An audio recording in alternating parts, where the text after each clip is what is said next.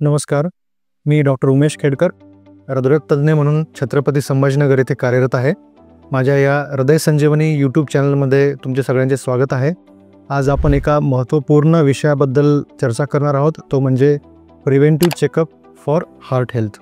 तर दिवसेंदिवस heart attack म्हणजे हृदयविकाराच्या घटना ह्या वाढत चाललेल्या आहेत. त्यामुळे कदाचित तुम्हाला प्रश्न पडलाही असेल की मी माझ्या हृदयाचे आरोग्य कसे तपासावे किंवा मी हृदय निरोगी आहे किंवा नाही आहे याची खात्री कशी करावी. तर आजच्या या व्हिडिओतून आपण जाणून घेणार आहोत काही बेसिक टेस्ट, ज्या केल्यानंतर तुम्हाला तुमच्या हृदयाच्या आरोग्याबद्दल सद्यस्थिती म्हणजे करंट कंडिशन काय आहे याबद्दल संपूर्ण माहिती मिळते. तर सगळ्यात पहिले आपण जाणून घेऊ की हार्ट रिलेटेड प्रिव्हेंटिव्ह चेकअप म्हणजे हृदयाच्या तपासण्या ह्या कुणी करायला पाहिजेत. तर त्याचे सगळ्यात महत्त्वाचे कारण आहे म्हणजे सध्या जे हृदयविकाराचे प्रमाण वाढत चाललेले आहे आणि सर्व वयोगटामध्ये याचे रुग्ण आढळून येतात. त्यामुळे आपल्या हृदयाच्या आरोग्यासंबंधी तपासण्या या केलेल्या कधीही सुरक्षित आणि चांगला पर्याय आहे. याशिवाय ज्या व्यक्तींना हार्ट अटॅक किंवा हृदयविकारासंबंधी जोखीम घटके आहेत, जसे की उच्च रक्तदाब, मधुमेह, स्थूलता, तंबाखूजन्य पदार्थाचे सेवन किंवा हृदयविकाराचे कौटुंबिक इतिहास, अशा व्यक्तींना हृदयविकाराचा हा धोका अधिक असतो. तर अशा व्यक्तींनी सुद्धा हृदयासंबंधी तपासण्या या नियमित केलेल्या कधीही चांगल्या. या व्यतिरिक्त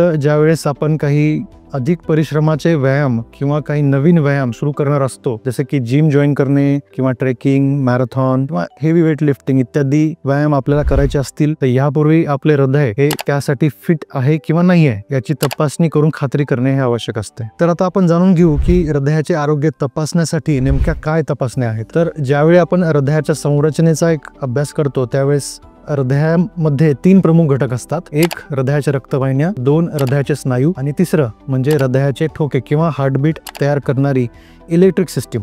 त्यामुळे ज्यावेळेस आपल्याला हृदयाचे आरोग्य तपासायचे असते त्यावेळेस या तिन्ही घटकांचा अभ्यास हा आपल्याला करणे आवश्यक असते. तर यासाठी असणाऱ्या काही बेसिक तपासण्या आपण बघूयात. सगळ्यात पहिली आणि बेसिक तपासणी आहे ECG किंवा इलेक्ट्रोकार्डिओग्राम. तर ECG मध्ये आपल्याला आपल्या हृदयाच्या ठोक्याविषयी किंवा हार्टबीट बद्दल एक ग्राफिकल डायग्राम आपल्याला एका पेपरवर मिळते. ECG बघून आपल्याला आपल्या ठोक्यांबद्दल त्याचा रेट, रिदम व्यवस्थित आहे किंवा नाही आहे याची माहिती मिळते. तसेच काही आजार जसे की हृदयाच्या रक्तवाहिन्यांचे आजार किंवा ब्लॉकेजेस, त्याशिवाय हृदयाचे स्नायूंचे आजार आणि काही जन्मजात आजार याबद्दल एक अंदाज आपण ECG बघून घेऊ शकतो. त्यानंतर दुसरी महत्त्वाची तपासणी आहे ती म्हणजे 2D इको म्हणजेच 2 डायमेन्शनल इकोकार्डिओग्राफी. ही एक बेसिकली हृदयाची सोनोग्राफी असते. यामध्ये आपण हृदयाचे 4 कप्पे किंवा चेंबर्स, हृदयाच्या 4 झडपा, हृदयाभोवतीचे असणारे आवरण ज्याला आपण पेरिकार्डियम म्हणतो, याचे आपण डायरेक्ट व्हिज्युअलायझेशन करतो आणि ते बघून आपण हृदयाची पंपिंग कशी आहे, हृदयाच्या झडपाचे कार्य कसे आहे याबद्दल आपल्याला माहिती मिळते. त्याचप्रमाणे हृदयाच्या स्नायूंचे काही आजार, हृदयाच्या काही जन्मजात आजार जसे की हृदयाच्या पडद्यामध्ये छिद्र असणे इत्यादी बद्दल माहिती आपल्याला 2D इको करून आपल्याला मिळते. त्यानंतर तिसरी तपासणी आहे ती म्हणजे स्ट्रेस टेस्ट, ज्याला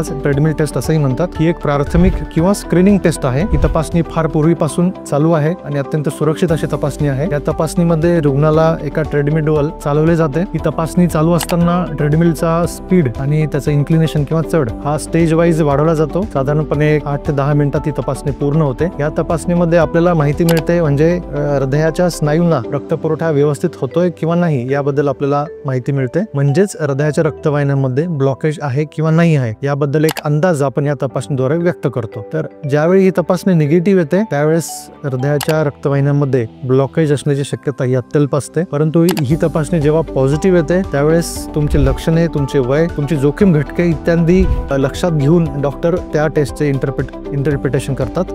काही वेळा ही तपासणी फॉल्स पॉझिटिव्ह सुद्धा येऊ शकते, म्हणजे ब्लॉकेज नसूनही तुमच्यामध्ये ही टेस्ट पॉझिटिव्ह येऊ शकते, ज्याची शक्यता ही साधारणपणे 8 ते 10% रुग्णांमध्ये दिसते. तर ही ट्रेडमिल टेस्ट किंवा स्ट्रेस टेस्ट करण्यापूर्वी तुमच्या डॉक्टरांचा सल्ला घेणे आवश्यक आहे.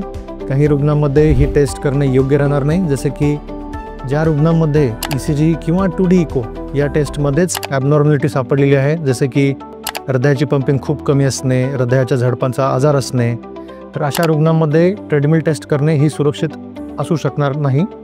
त्याशिवाय ज्या व्यक्तींना सांध्याचे आजार आहेत, जसे की मणक्याचे आजार, गुडघ्याचे आजार, अशा व्यक्तीसुद्धा ही तपासणी पूर्ण करू शकणार नाहीत. त्यामुळे ही टेस्ट करण्याअगोदर डॉक्टरांचा सल्ला घेणे आवश्यक आहे. तर ही तपासणी केल्यानंतर दरवेळेस ही टेस्ट पॉझिटिव्ह, निगेटिव्ह किंवा नॉर्मल, ॲबनॉर्मल अशी येईलच असे नाही. काही वेळा ही तपासणी बॉर्डरलाईनसुद्धा येऊ शकते. तर अशा वेळी जसं मी आधी बोललोय, तुमचे वय, तुमची लक्षणे आणि क्लिनिकल प्रोफाईल इत्यादी लक्षात घेऊन डॉक्टर ह्या तपासणीचं इंटरप्रिटेशन तुम्हाला सांगतील. तर ह्या होत्या 3 बेसिक तपासण्या ज्या हृदयाच्या आरोग्याबद्दल आपल्याला माहिती देतात. या व्यतिरिक्त ज्यांचे वय हे 35पेक्षा अधिक आहे अशा व्यक्तींनी दरवर्षी आपला ब्लड प्रेशर काय आहे, आपली शुगर काय आहे, आपले कोलेस्ट्रॉल लेवल किती आहे हे आपल्या डॉक्टरकडे जाऊन तपासण्या दरवर्षी एकदा करून घेतलेलं आवश्यक आहे. तर ह्या तपासण्या जर नॉर्मल असतील तर फारच चांगले, परंतु ह्या तपासण्या जर नॉर्मल आहेत याचा अर्थ तुम्ही पूर्णपणे सुरक्षित आहात असा समज करून घेणे हे चुकीचे ठरेल.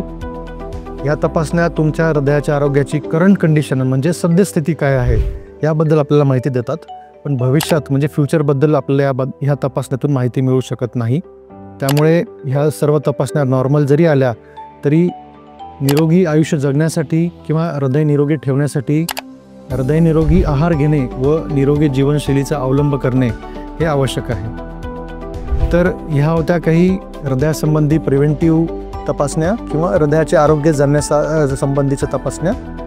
जर ह्या व्हिडिओतून तुम्हाला काही चांगली माहिती भेटली असेल तर ह्या व्हिडिओला नक्की लाईक करा आणि चॅनलला सबस्क्राईब करा. धन्यवाद.